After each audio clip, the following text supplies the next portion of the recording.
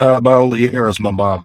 She's a former Marine. She went through quite a bit. My family and I would get homeless 3 different times. She got us out of that. Plenty of times our lives were challenged or even threatened, and she got us out of that. We always ate, even though she sometimes did not. Mom's is a real warrior through and through, and she established what strength and survival looks like to me. And that was, my hero growing up. Hello and welcome to a very special edition of the Movie Podcast. My name is Daniel, and joining alongside me today is my fellow member of the Movie Podcast Society of Canada, Shabazz. Hello, Shabazz. Hello. I wasn't sure what you were referencing at first, and I was like, it sounded like almost like the Babysitters Club or something like that, and I was like, we're talking about Black Adam, right? I couldn't remember for a second. We are definitely talking about Black Adam, but Okay, I was referring to the Justice Society of America. Absolutely. But as we are a podcast, and we do encourage justice, we just don't. I guess we don't instill it, though. We don't instill it. We don't enforce. We don't enforce. We don't enforce justice. We leave that to the professionals. Yeah, we leave it to the professionals, like the gentleman we are going to be speaking to today. Because today on the Movie Podcast, Shabazz, I am so excited.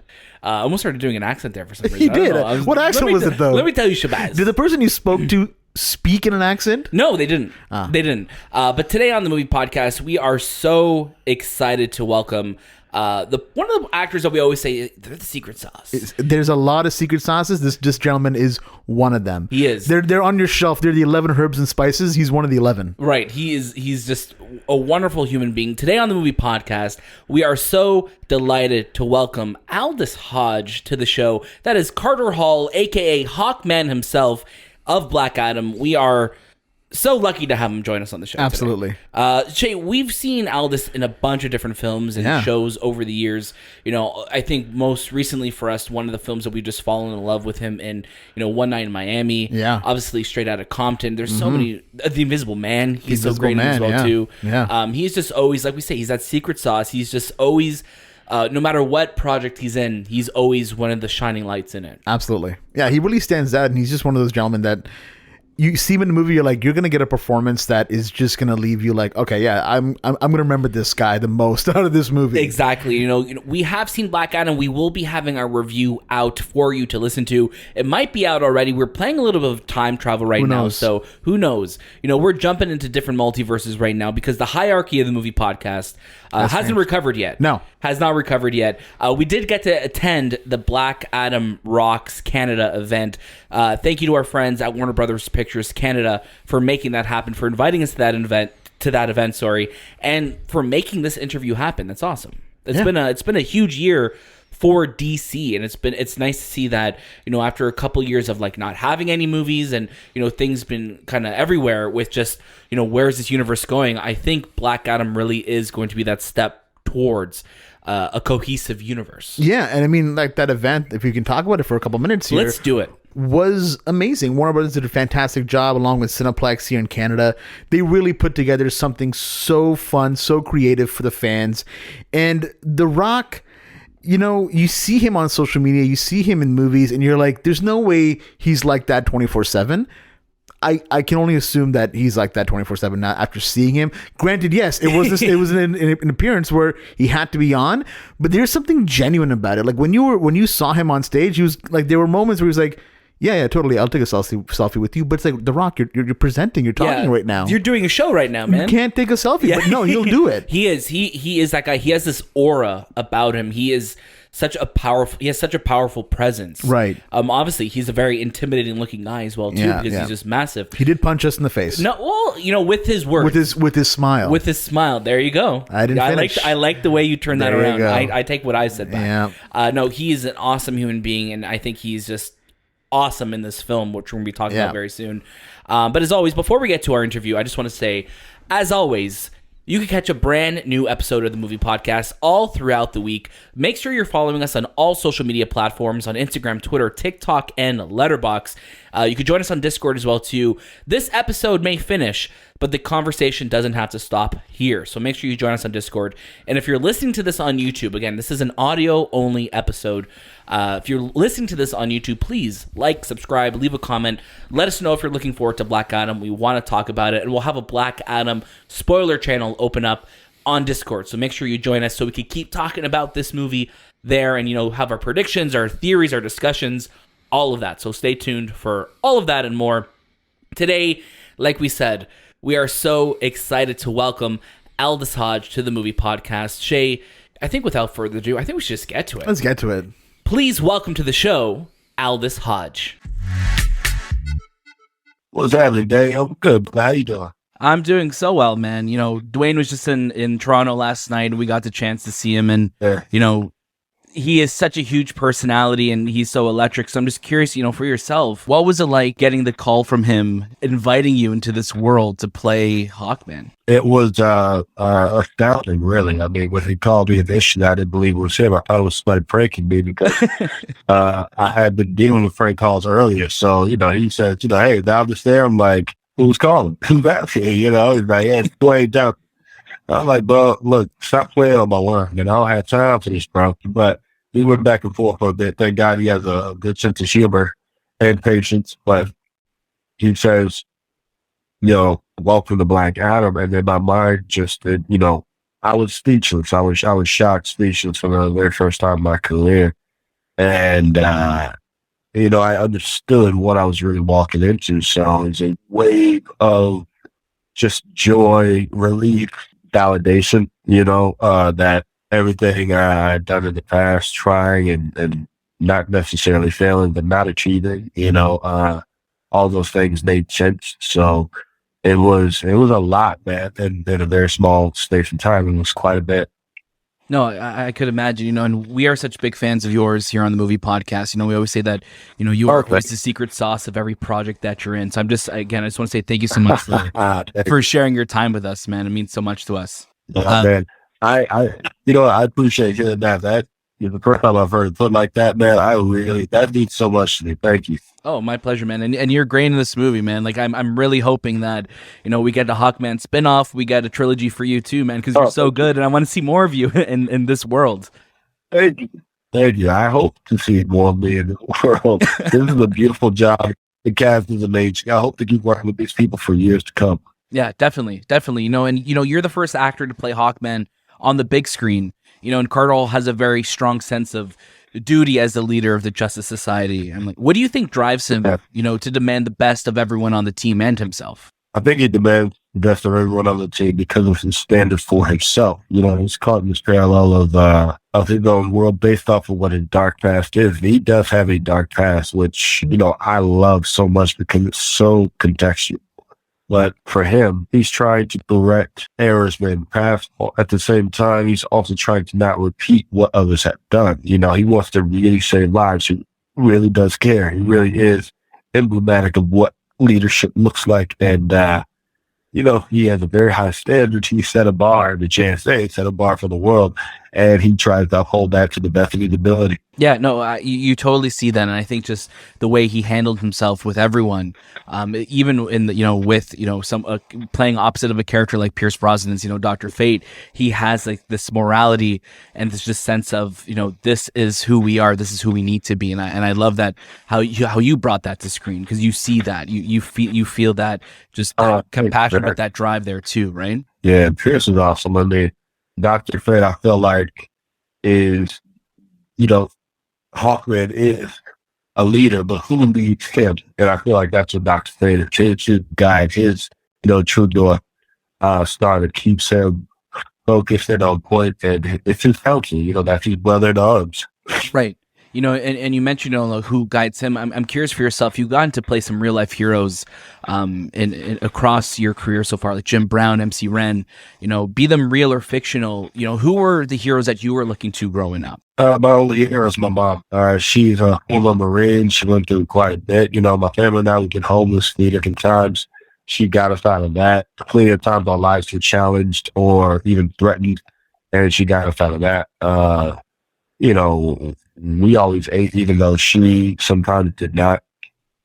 we always had clothes, even though she sometimes, didn't have anything new, or anything really, adequate. She took care of us. She made sure that we had a childhood in the times that were the darkest. And, I remember like one time when we were living in our car, we thought we were just on a very long road trip. She made it a joyful experience for us. So, mom's the real warrior through and through. And she established what strength and survival looks like to me. And, that was, my hero growing up. I love that. I'd say the same answer, man. I think, my mom, and my dad, they are, as you said, you're a North Star. They're the reason why where you are today, right? And I respect you Absolutely. so much, man.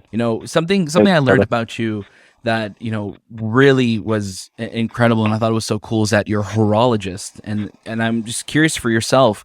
The fulfillment that you get when you're designing a watch, is it different from the one you get as an actor when you're performing, or is it one and the same?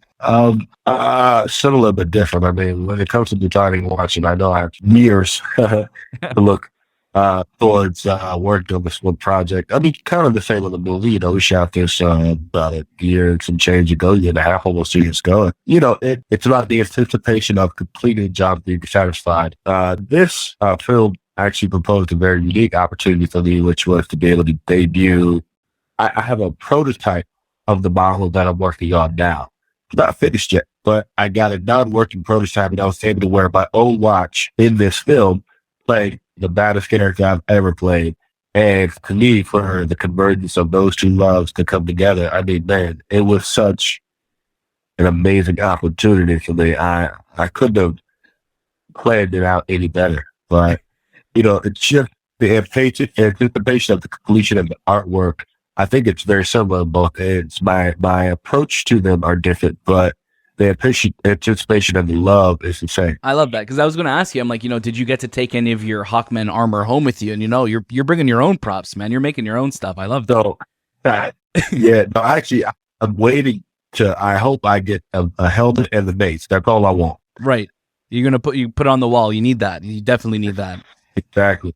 My last question for you, Aldis. I want to respect your time, of course. We kept hearing about the hierarchy of power in the DC universe changing. I was just curious for yourself. You thought Dwayne, you thought you were getting pranked when you first got the role. What was it like on set working with Dwayne Johnson? Bringing both your characters to the life. His, Black Adam has been one that we've been waiting to see from him for over a decade now. What was that like for you making that a reality? It was the clarity of being well worth it, well worth the wait. Dwayne is awesome. He's the producer on this, and in that I think he sees the full picture. He's a fan of DC himself, so when it came to the story and what he's presenting, he knows how to present this to the fans because he understands from their perspective what they're actually looking for. That's where the nuance comes in, the storytelling and the action sequences, and, right? How everything is posed. So he's really a gracious person. And the film is set up so that all the characters can shine and be celebrated. You get the full, the JFA, and you get to understand, everybody gets a piece. Everybody has the moment, which I love. The space is really shared. So for me, it was really wonderful being able to work with him. And, in regards to him saying that hierarchy of the DCEU is about to change, I absolutely understand what he means by that. I'll even ask you, have you seen the movie, yes or no? Yes, sir. Do you think the hierarchy has changed? When it comes to someone like Black Adam in the picture, definitely, man. How could you not, right? Especially when you see where this movie's ending. We're going somewhere, and I can't wait to see where you all are going to be taking this. It's going to be special. Thank you, man. Thank you, Aldis. Again, thank you so much for your time today, man. We love you so much here on the show. We cannot wait to see what you get to work on next, and I'm really hoping we get to see you in the helmet and the mace very, very soon. Thank you again, man. I appreciate that, brother. Thank you so much, man. No worries. Hope to talk to you soon. Indeed. And welcome back. Shahi, you weren't with me on this interview. I did miss you a lot, though. I'm sorry you weren't with me on this. No, you know what? I'm glad that you had the opportunity to talk to him. From what it sounded like, it was an awesome interview. Aldis really just seemed to open up a lot about the different challenges that occurred during this movie. Yeah, I think with that as well too, we know that this being an audio only episode, we did a phone call We were working hard to get that audio sounding as clear as we can. If you're watching this on YouTube, there are subtitles as well. Or if you're listening to this on the podcast side, No subtitles. no subtitles there. But no, if you do want to see subtitles, if there are some sections that you are struggling to work through, don't worry. We did the same thing. We did transcribe this whole interview. It is on YouTube if you want to watch it there. So please go check it out. Thank you again to Aldis for joining us today. He is, like you said, Shay, he did open up a lot. We got to talk about some really cool things. I think hearing him talk about his mom being his hero growing up was a really big thing for me. And I really appreciated him opening up about that. Also, he is a very talented horologist.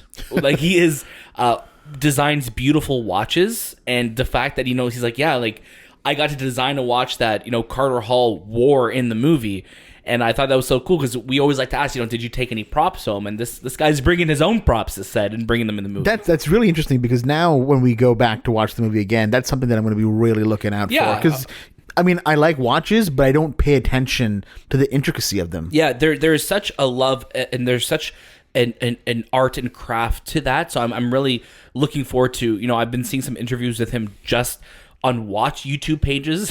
So I'm like, okay, I've added all of these to my watch later because I want to watch later. That's no pun intended. To learn more about him and his mindset about that. But I was really curious about this was my Sean Evans question. This was my Hot Ones question. It was. So I was like, does the fulfillment you get from working on watches, is this similar or different from like performing? We have a segment here on the Movie Podcast where we say, explain that watch. Explain that watch. Yeah. So again, I just want to say to Aldis, thank you so much for sharing your time with us on the show. We are such big fans of yours. To Warner Brothers Canada, thank you for making this interview happen. Thank you for inviting the three of us to the Black Adam Rocks Canada event. There is so much to look forward to. This year alone with the DC Universe, there has been, the hierarchy has changed. Mm-hmm. As a DC as a whole, with this year, with Matt Reeves' Batman, with DC League of Super Pets, and now Black Adam, it's been a very strong year, and I'm hoping that it's only going to get better from here. Right? Absolutely. As always, you can catch a brand new episode of the Movie Podcast all throughout the week. Make sure you're following us on all social media platforms, Instagram, Twitter, TikTok, and Letterboxd. Join us on Discord. Follow us on YouTube. There is so much fun things happening. We're going to a very busy time of the year, so make sure you stay tuned for everything. This week, we have a lot of great episodes planned for you. You won't want to miss any of them. Check out our show notes for all of those links and more. That was This Time with the Movie Podcast, and we'll see you next.